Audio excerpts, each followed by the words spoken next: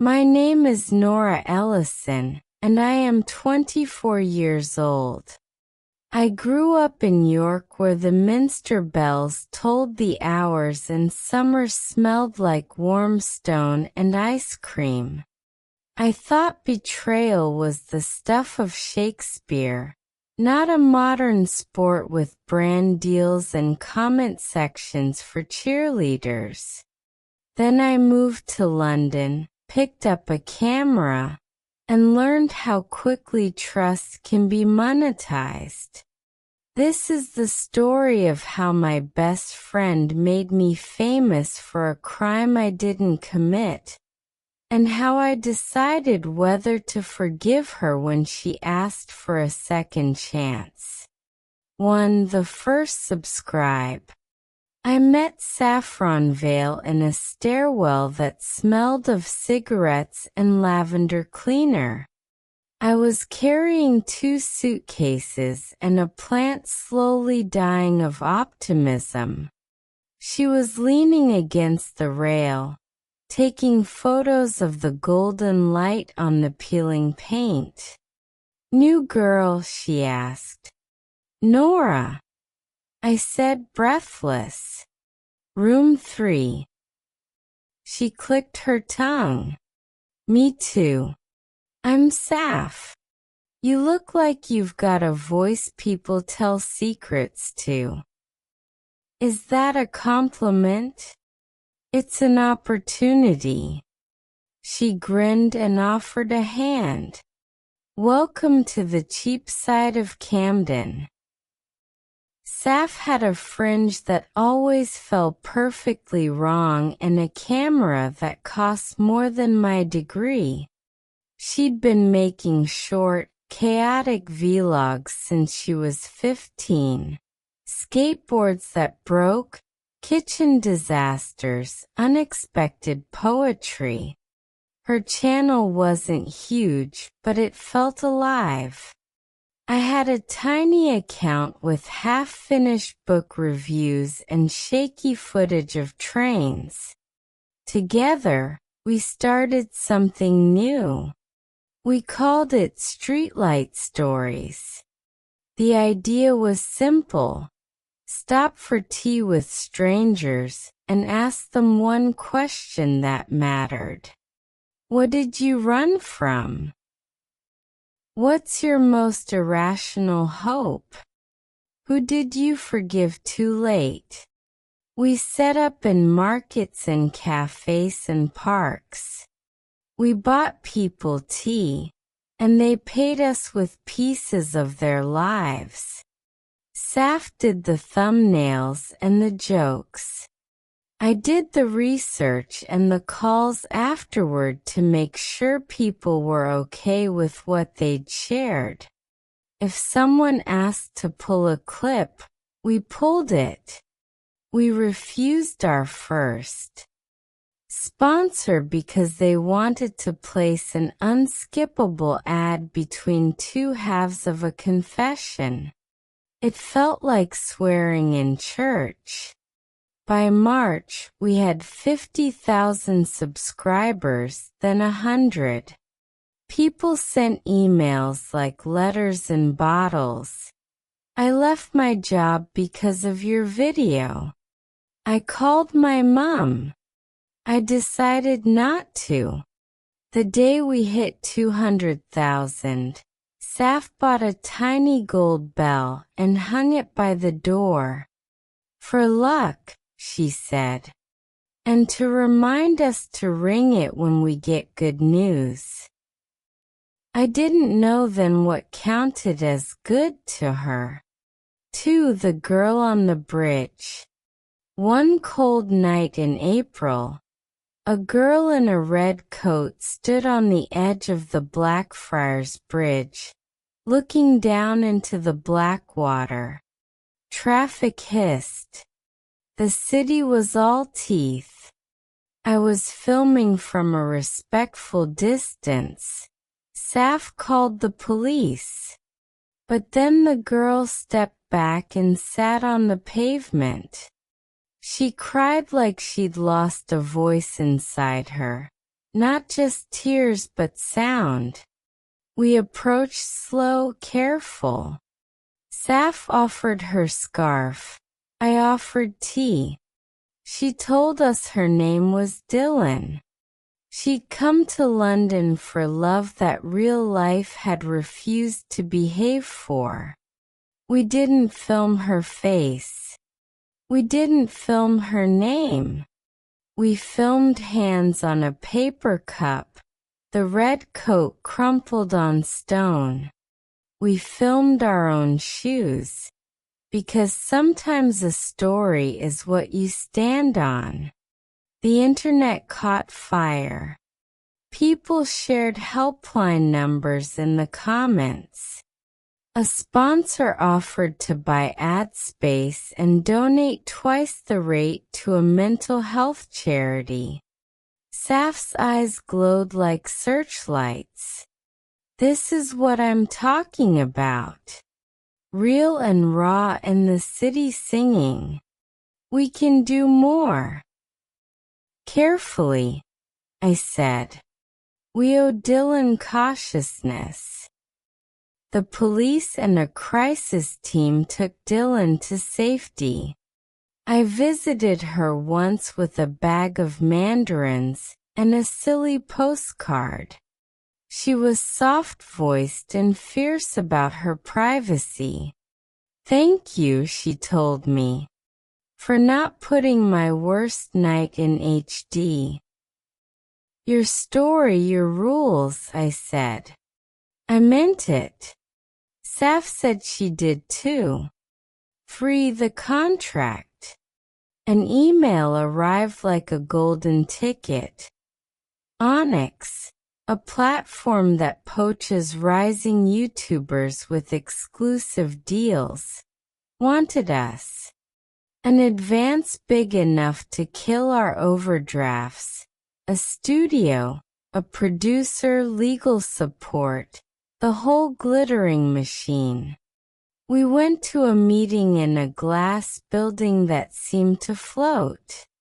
The man from Onyx wore a sweater that probably had a name. He talked about scale like it was love. He said we were sticky. He showed us a slide with growth projections like a mountain we could plant a flag on. The contract was thick as a doorstop. I took it home and read every line with a highlighter and a pit in my stomach. I don't like the clause that says they can adjust narratives for market fit. I told Saf. It's legal fluff, she said, waving a hand. They all have that. It's the opposite of what we do. Then we negotiate, she said, bright. We're not lambs. We're wolves with microphones. She had a way of making doubt sound like cowardice. I wanted to be brave for the right thing. I asked for time. On the day we were supposed to reply, Saf came home with champagne. We're in, she squealed. I signed. I stared at her, at the bottle, at the glittering idiocy of it all. You signed? Without me. They said the offer expires tonight, she said too quickly. I didn't want us to lose it. Us. Nora, don't be dramatic. I'm protecting our dream. I went to my room and closed the door. I pressed my forehead to the window until the glass cooled my temper. My phone buzzed with a new email. Welcome to Onyx. The bell by the door stayed silent. I didn't ring it. For the first crack, Onyx sent us a producer named Leon, who dressed like a quiet librarian and spoke like a metronome. He never told us what to say, just what would perform. He liked our bridge video. He wanted more nights that felt dangerous but were safe behind the camera. He used words like edge, grit, and velocity. Saf thrived. She loved the pitch meetings, the thumbnails, the countdown before the premiere. She started talking about brand arcs and mid-roll cadence. She told me she'd tell the truth louder if I would hold the ethics clipboard. Is that a joke? I asked. It's a partnership, she said. We argued privately. On camera we were golden. The comments called us soulmates, but platonic, and wrote think pieces about female friendship and digital tenderness. I wanted to believe them. I wanted our story to be the one we were selling. Then the anonymous emails began. Dylan's not real, one said. You staged it.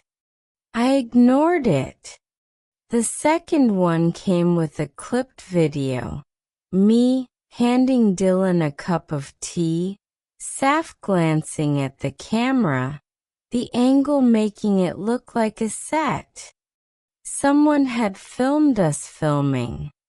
Leon forwarded it with 8 exclamation points. We need to control the narrative. What narrative? We didn't fake anything, I said. 5. The betrayal. Saf filmed a video in our kitchen with plants behind her like a forest of sincerity. She said we'd never paid an actor. She cried. I knew she could. I'd seen her do it watching a dog food advert. And then she turned the knife. She said she'd been worried about my judgment lately, that I'd intervened too much, that I had started guiding stories off camera. She didn't say I coerced Dylan. She didn't have to.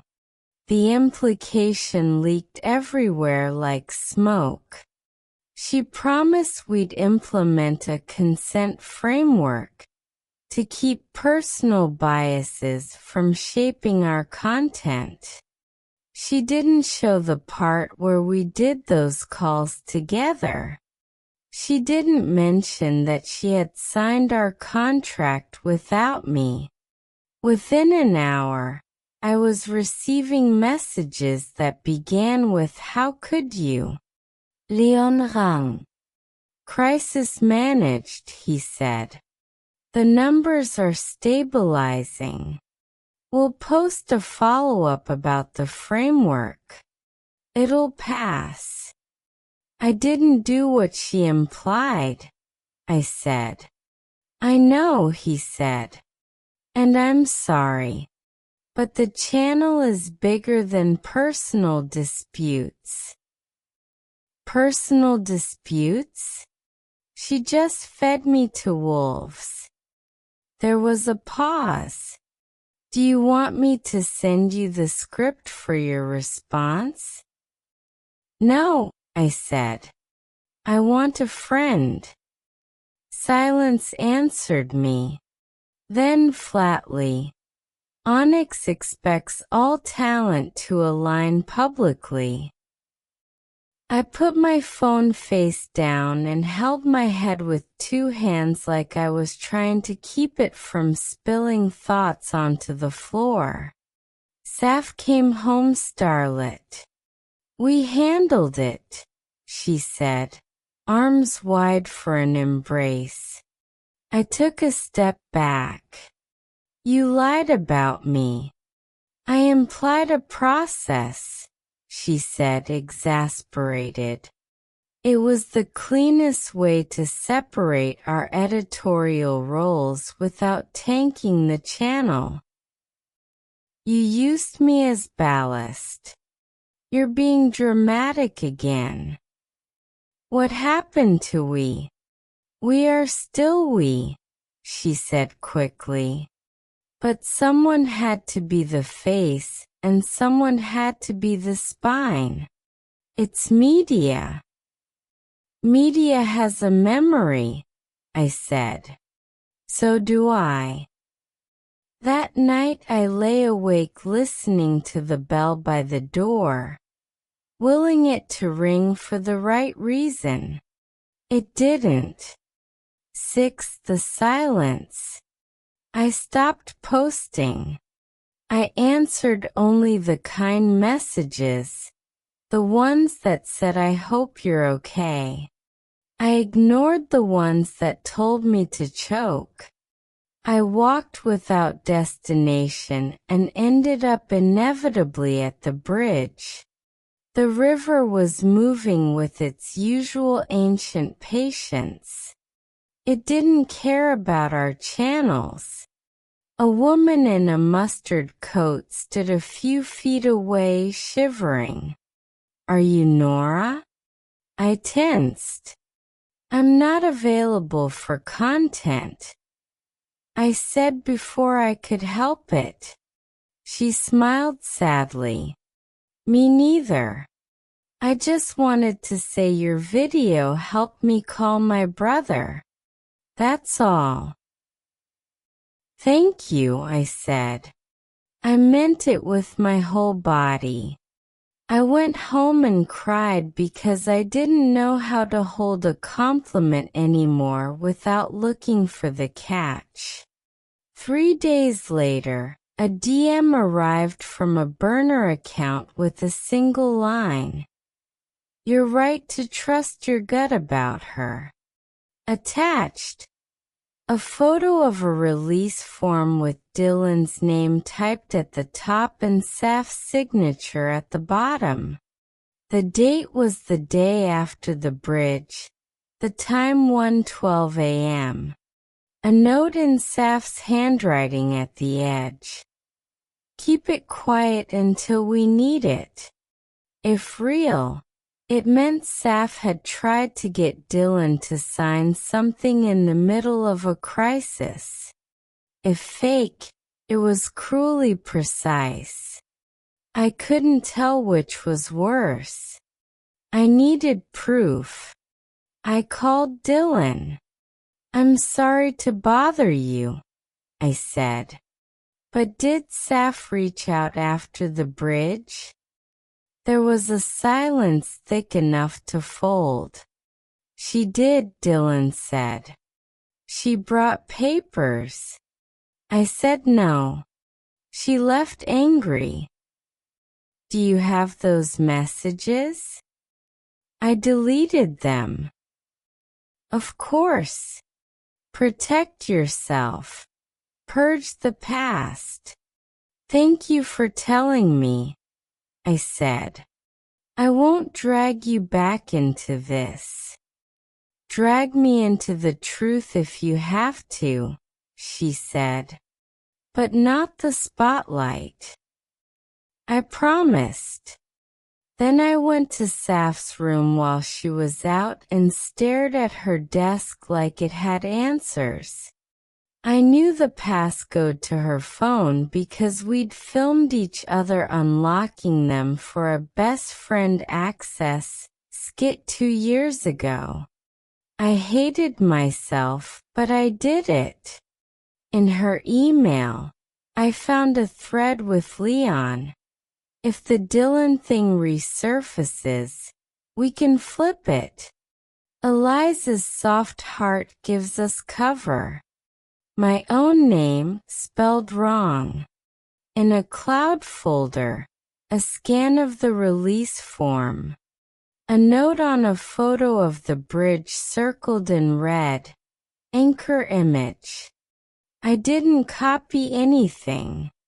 I wrote it down in a notebook my grandmother gave me. Hands shaking, like a thief who refuses to steal but still wants to remember the combination. Saf walked in on me then. I shoved the notebook into my pocket, as if that made me invisible. "What are you doing in here?" "Looking for the friend I moved in with," I said. "Funny," she said without a smile. "Leon says we should do a reconciliation video. He thinks the public loves women who fight and then hug."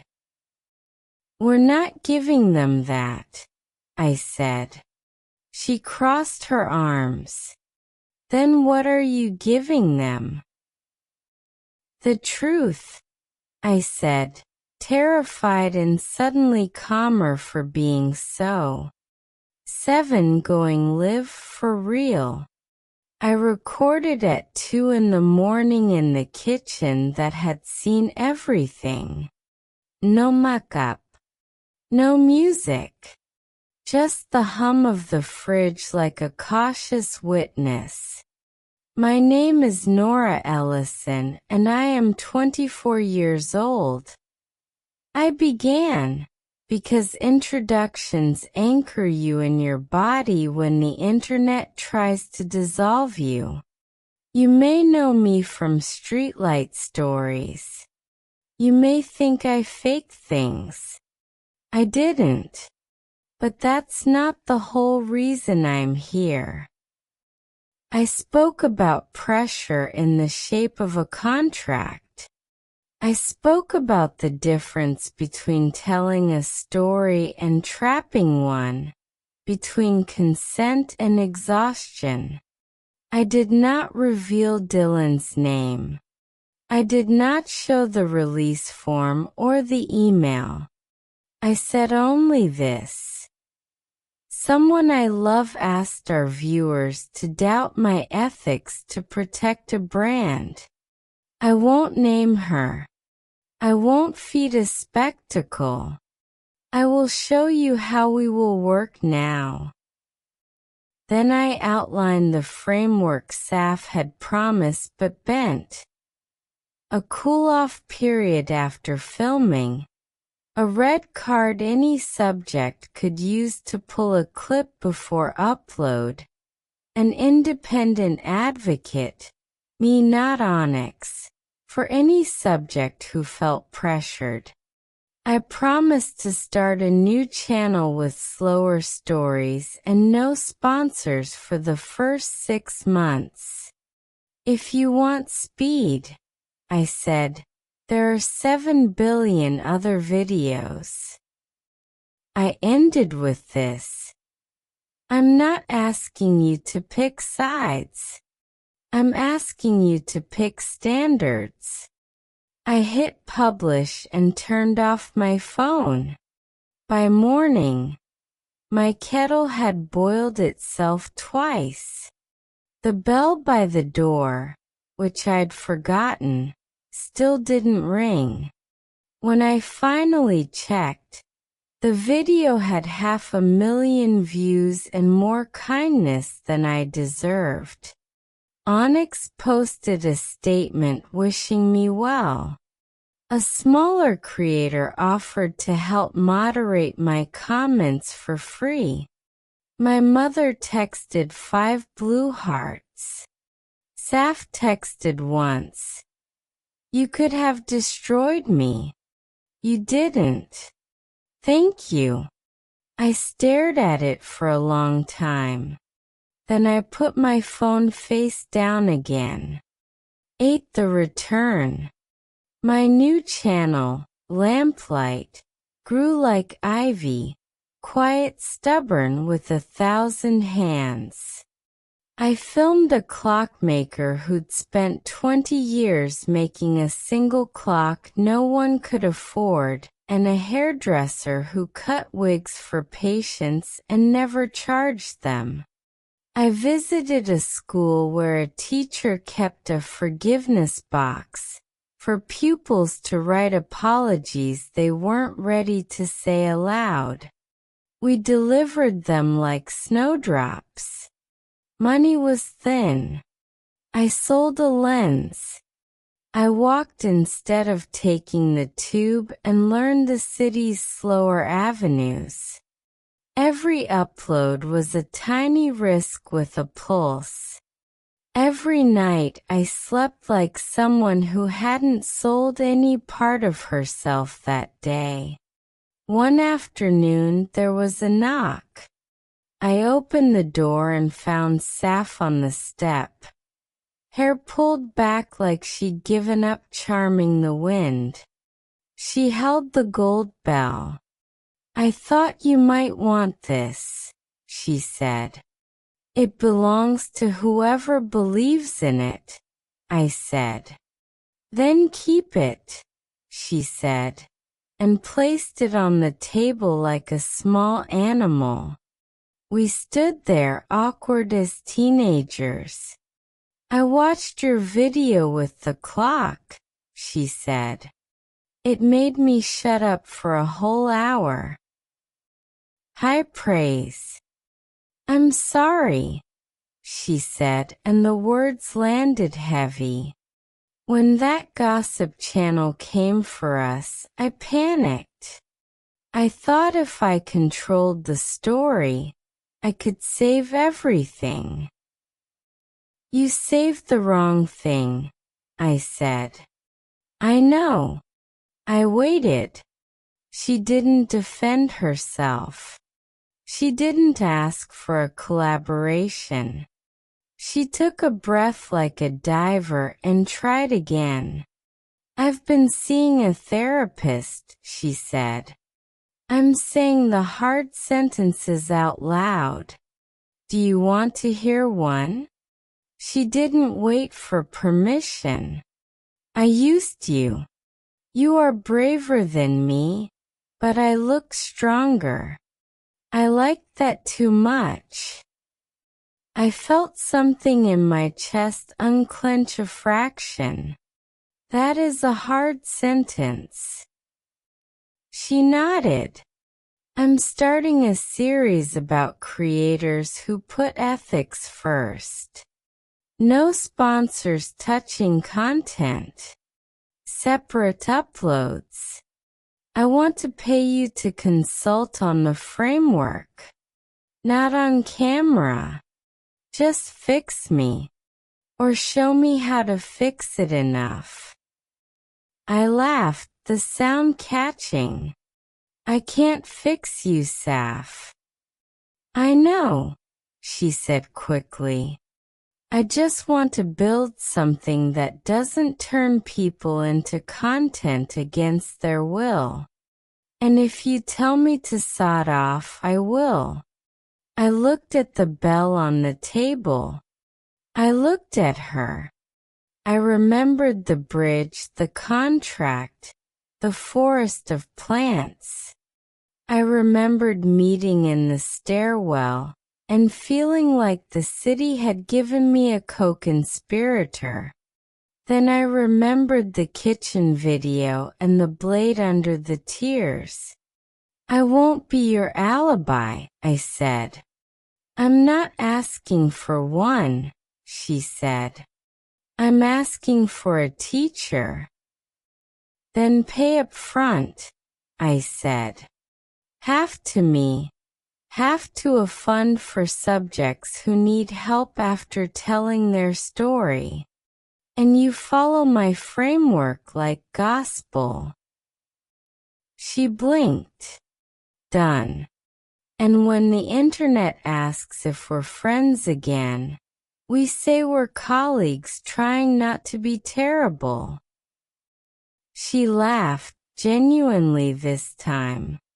"Deal." We shook hands instead of hugging. It felt right. 9. The last door.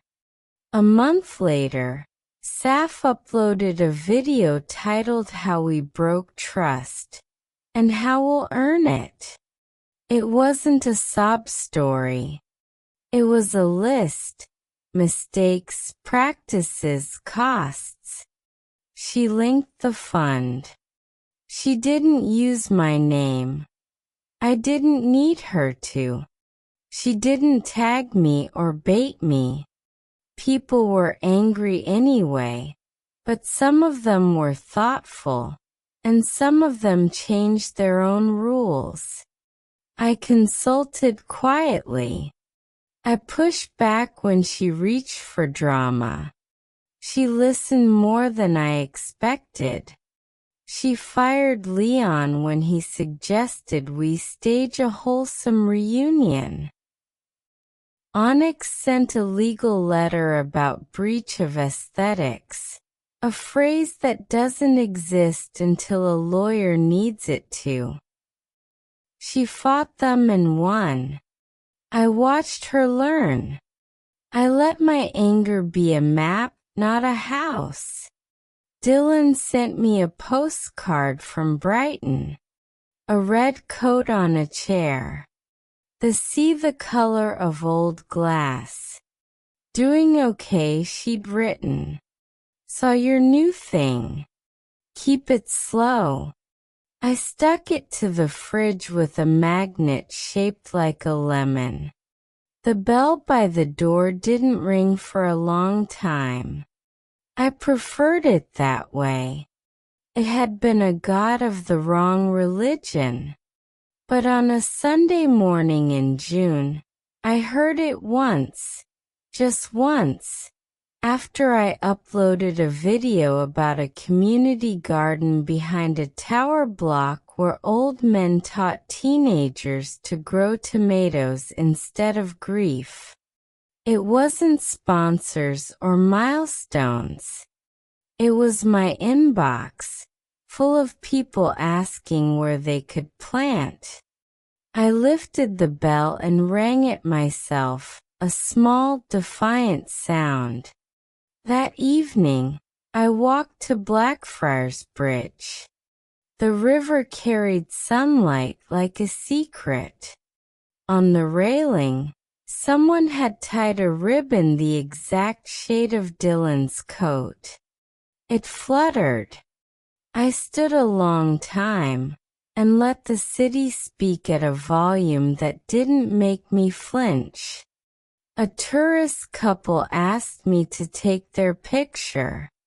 I framed them with the water bright behind, counted to 3, and pressed the button. They thanked me, then ran toward the next view.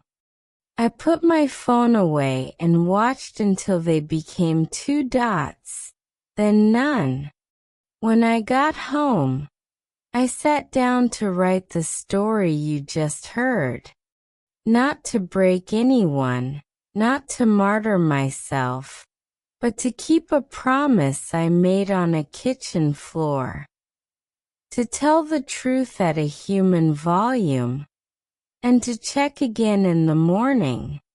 My name is Nora Ellison, and I am 24 years old.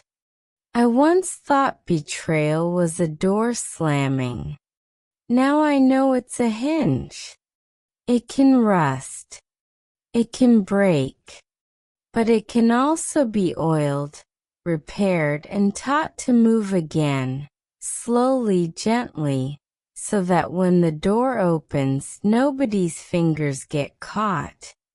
If you've made it this far and you're watching on a little screen with the sound down, ask yourself, what story are you about to tell? And whose trust will it spend? And if you don't know yet, that's all right. Wait for morning. Then decide.